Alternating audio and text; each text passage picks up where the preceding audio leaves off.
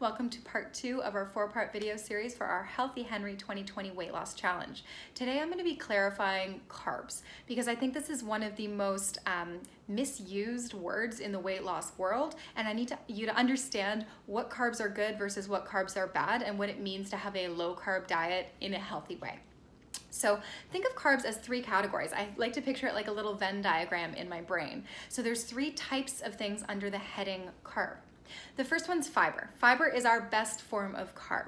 So fiber are actually things that don't give us any calories. What they do is they fill us up, they provide roughage for our digestive system, and they feed our gut flora, but they don't give us any calories. This is why something like celery has no calories in it, because all it is water and fiber. So fiber is good.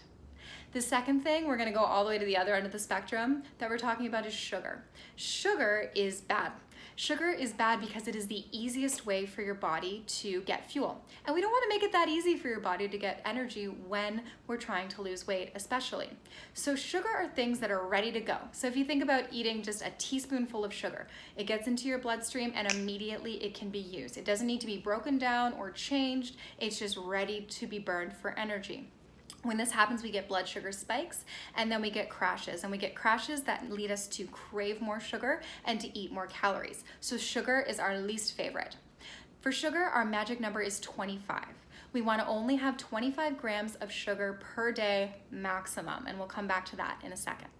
The third category here is starch. So starch is kind of a gray area. This is where I think a lot of us get confused in the discussion about carbs. So starch is more complicated for the body to break apart and use for fuel. It's not just ready to go the way sugar is, but your body has to do a little bit of work to break apart these chains of molecules and so that it can burn it for fuel. That's why starch isn't necessarily a terrible thing. There's still a little bit of work that has to happen. So let's start to categorize foods, for example. So let's take fruit. That's our easiest example. Fruit is highest in just simple sugars, and it is got a little tiny bit of fiber. So when we think about it overall, it's actually not my favorite food for weight loss because it's gonna give us a lot of sugar comparatively and only a little bit of fiber. Let's talk about vegetables. Comparatively, vegetables tend to have more fiber than fruit, and they have a little bit of starch and typically very low sugar. So when we start to rearrange this Venn diagram a little bit, we see why veggies are always a good choice for weight loss. Let's talk about something like typical starches. This is where we start to get nitty gritty. I want you to be encouraged to look at starches as the highest fiber content with a slightly lower starch and no sugar content. So this might be something, for example, like brown rice, quinoa, legumes are good examples.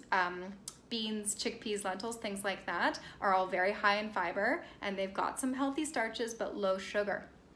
Versus things like white bread or white rice that are going to be really low in fiber and have basically 100% starch, and some of those things may have some sugars in them too, things like white bread products. So I hope that helps you understand the balance between those 3 things when we talk about carbs. We're not necessarily no carb, because a no carb diet would mean no vegetables whatsoever.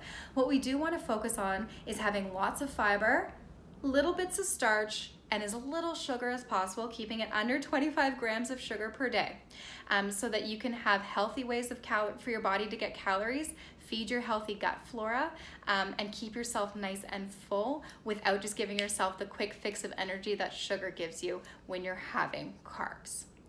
Leave your comments and questions in the comment sections below, and I would be happy to address those for you. Stay tuned for our next video next week.